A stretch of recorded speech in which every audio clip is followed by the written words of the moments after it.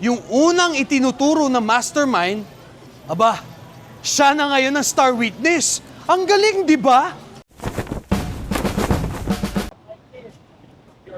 Go.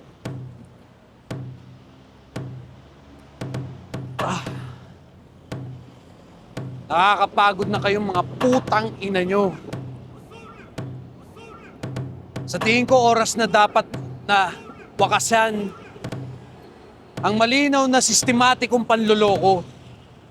Alam nyo kasi itong gobyerno na to ay nagtatago sa isang poder na tatawagan nating transparency. Kung saan ang katapatan ay sila na daw ang maglalagay sa unahan. Pero ano ang nangyari nang simulan imbestigahan ng infrastruktura ng bansang ito, ang ICI?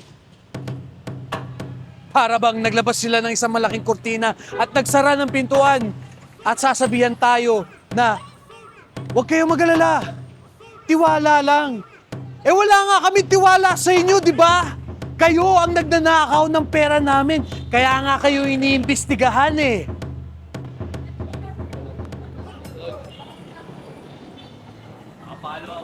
Salamat, pre.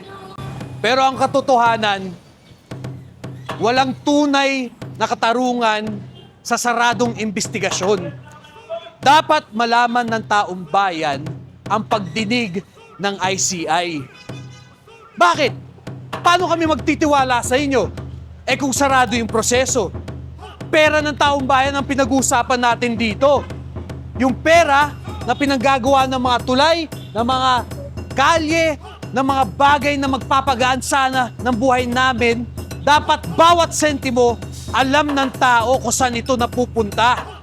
Kasi dugot pawis namin, pagod at puyat namin yan, kaya karapatan namin malaman kung saan napupunta ang pondo ng bayan.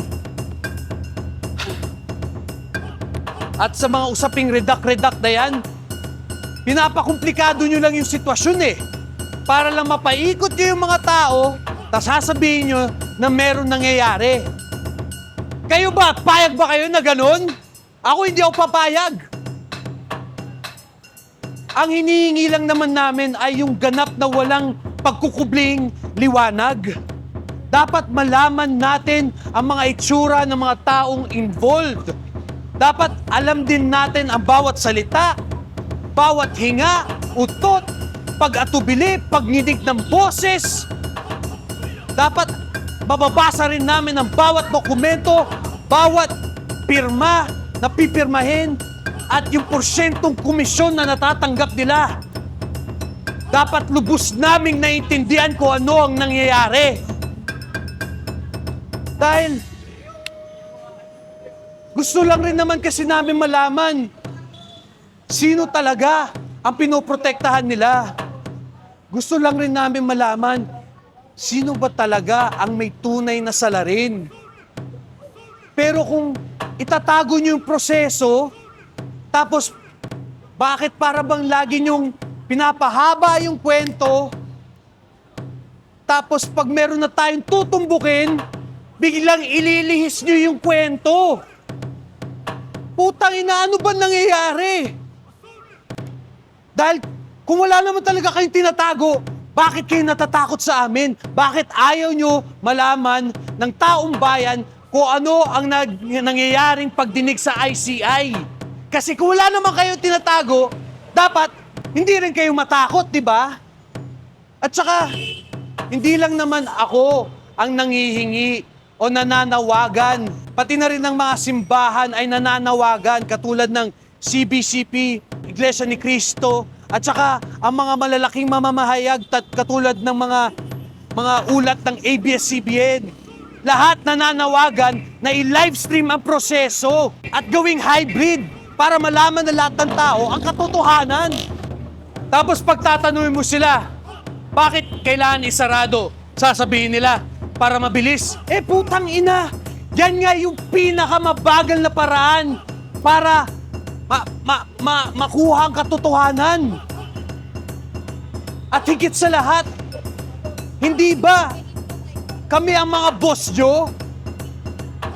Mga public servants kayo, di ba? bakit parang hindi nyo kami pinapakinggan? Bakit parang kayo lagi ang nasusunod? Ano ba tingin nyo sa amin, mga uto-uto? Yan na lang ba ang tingin nyo sa amin, mga uto-uto? Mga asong sunod-sunuran sa mga pakulong ninyo? Aba teka, baka nakakalimutan ninyo, mga empleyado namin kayo. Kami ang nagpapasweldo sa inyo. Tumataba ang mga anak ninyo dahil sa amin. Kaya karapatan namin malaman kung saan napupunta ang pondo ng bayan.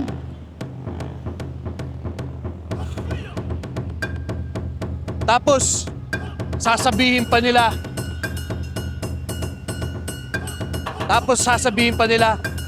protektahan ng sensitibong impormasyon. Isang malaking kasinungalingan. Dahil ang tanging sensitibong impormasyon na pinoprotektahan nila ay yung mga pangalan at mukha ng mga putangin ng mga magnanakaw.